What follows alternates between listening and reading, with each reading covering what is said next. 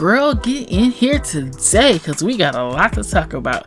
Okay, so your boy Moneymane had his classic story time, and we got a whole lot to cover. We got family drama, we got jail issues, we got drug issues, we got abuse issues, we got baby mama visitation issues, all in a little meager 7 minutes. Okay, Moneymane definitely knows how to tell a story, and we're gonna get into it. So first, he talks about an interaction that he had with his dad at the jail, when his dad said that he kind of felt like he failed Moneymane because he kind of allowed him to do the drugs and everything, or to sell the drugs or whatever, what have you. And so Moneymane discusses that. Also, he says that he actually enjoyed selling drugs. The only bad part about selling drugs was getting caught. So I guess he had kind of like no remorse. I don't know. Be the interpreter of that. He also talks about a brief sports stint that he had when he played football, but his mom yanked him right out of that once he got the wind knocked out of him. And who knows, maybe he would have been like the next football star or something like that. And I guess we'll never know. Also, Moneymane kind of like briefly skirts over the fact that he was 13 years old, having sexual activities with crackheads, with grown crackheads. Well, he didn't say grown, but he said that one of them was a stripper. So I guess you would have to be 18 to be with a stripper, to be a stripper. So I don't know, like that's kind of like, but you know how men are, they like kind of like make light of that whole situation and kind of gloss over it and make it seem like it's something other than what it is, which is abuse. So you know, he actually, you know, admitted that. And also, Moneymane had some new news with his court case with his baby moms. Apparently, he was granted visitation with his son. Moneymane also admitted that he has money issues. So Moneymane, the money man himself, doesn't have any money, according to him.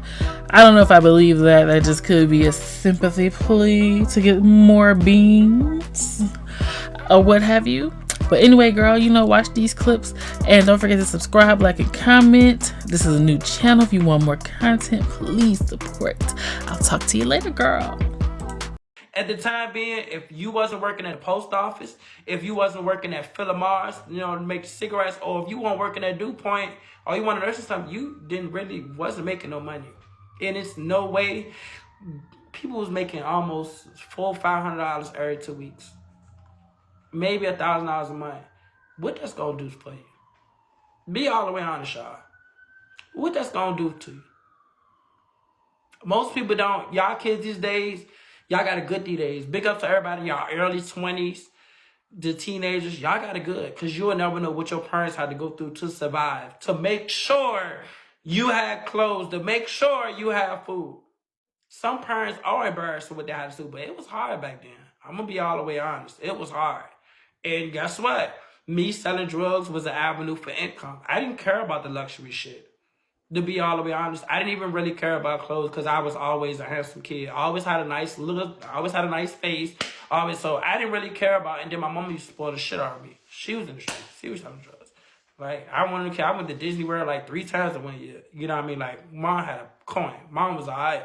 Mama always made sure I was good. I was a mama's boy. I'm just being honest. I had both my parents, but I would prefer, I was kind of like this. I could be over my mama's house for like hella long, just over that bitch, because she didn't give a fuck. You know what I mean? She didn't give a fuck. There was no, you know, you could just be outside all over. My mom from the south side. So everybody knew me when I was growing up. I'm Lil Khalees. That's my mama name. So ain't no fucking Khalid. If y'all gonna kill my mama time, y'all can put some respect in her name too, because my mama was a bad bitch. I'm sorry. You got her fucked up. I was one of them kids growing up, you couldn't even talk to my mother. You couldn't even talk to her. You used to come all the read, yeah, she dead and gone. But when she was walking on this earth in the streets of motherfucking Richmond, she ain't getting nothing but respect in her motherfucking name. And guess what? I got the same cloud right along with her. So I used to be walking the streets at night time. Everybody know I just love Khalees. Yeah, that's Khalees' son. Oh, that's Khalees' son. Oh, that's Khalees' son. So kind of like, and I used to always watch. But I'm gonna tell y'all what I hated watching: struggling, because you can't help. Y'all, most of the kids these days, most of the teenagers, y'all don't know what a struggle was. Y'all didn't know what a struggle was. This shit's so sweet and easy these days. Y'all got shelters look better than the projects. Motherfucker rather live in a shelter to get their own shit around the projects. Be out the government. It wasn't like that back then. It wasn't. It wasn't. I literally watched my daddy try. He tried. I'm gonna be honest. Something he can't never say himself, and that's like when he used to come visit me and shit before he passed. He asked me one day, he was like, man, I want you to be honest with me. I was in Petersburg Medium. He came up there. He said, I want you to be honest with me. And I said, what's up? He said, man, you feel like I failed you? Like, I said, Dad, you feel like you failed? He was like, you in jail. I said, yeah, but I'm grown. I had to make my own decisions. I said, you ain't failed. You did a wonderful job. But it was itching in his head. He did fail because he condoned it. You knew what I was doing. You ain't stopped me. You ain't, hey, come on. Let's do this. Because you was just fucked up as I am. Shit. Like, when y'all be sitting there, I would just be looking like, man, congrats. Because y'all don't know how it was back in the day. I'm be all about honest. So when I started selling drugs, the only thing about it was I was good at it. That was the whole gag. I was literally good at it. And I used to be very respectful. You know, y'all used to call them people junkies and crackheads. Yeah, I go on one now. But back then, I used to call them by the name. Hey, what's up, what's up, what's up? I was the most respectful drug dealer a fucking crackhead could ever meet. And they always loved me. They used to want to trick with me, especially the females. But they used to want to trick with me. They'll pull up on me. Yeah, what? You think I was just joking suck my dick when I was going up? Are you nuts? Bitch, I'm 14 years old, get my dick sucked. I go right to school. We had this bum. It's like 2 times out of the week, this bum ass crackhead to come through. She was so bad. She was like a stripper, and she was a crackhead. All my homies, we young as a bitch, 14, 15 years old. Soon we see her pull up. She had an Escalade, but she just liked to do drugs. Soon we see that motherfucking shit pull up around the motherfucking studio apartments. She in there.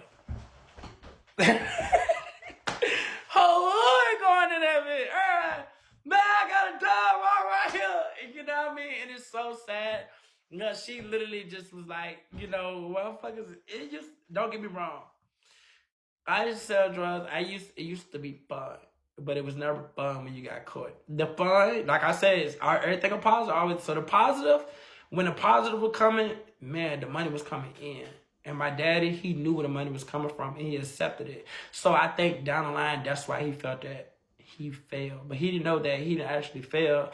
I just knew that if it was a time that I got, because no, don't get me wrong, if my daddy was still alive, I'd be in Shayla's shoes. My daddy would be right upstairs. He ain't going to old folks, and he'll be old as hell, too. Hell the fuck, yeah. My daddy be right in the other room. Hey, what's up, bro? I got you. What's up? You good? You know how that shit is when you get old. You know what I mean? I was never, some about it, I was never forced to be anything in life but me. Did I play football? Yes. And when I got the wind knocked out of me, my mama embarrassed the shit out of everybody on the field. Don't get me wrong, I was always tall and kind of skinny. I was always tall. So guess what?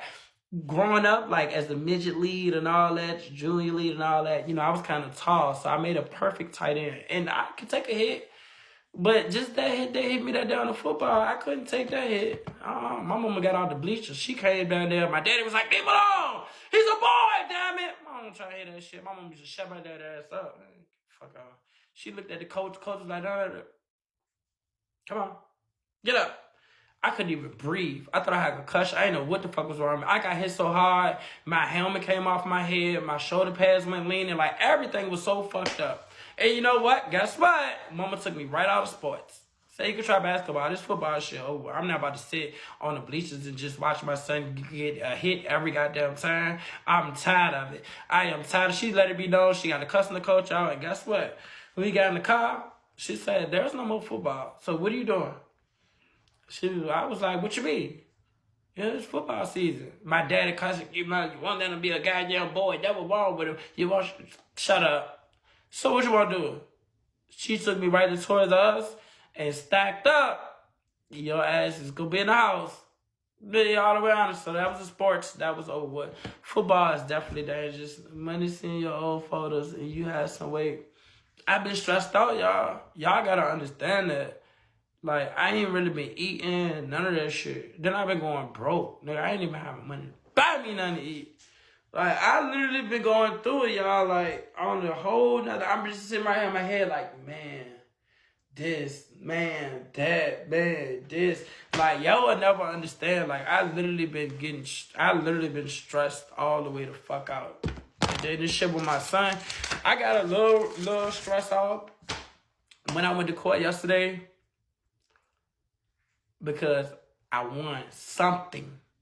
I didn't win what I wanted to win, but I won something. And that was visitation to my fucking son. You know what I mean? You lied, tried to keep me from saying them. I got him. Did I get him yet? Mm-mm.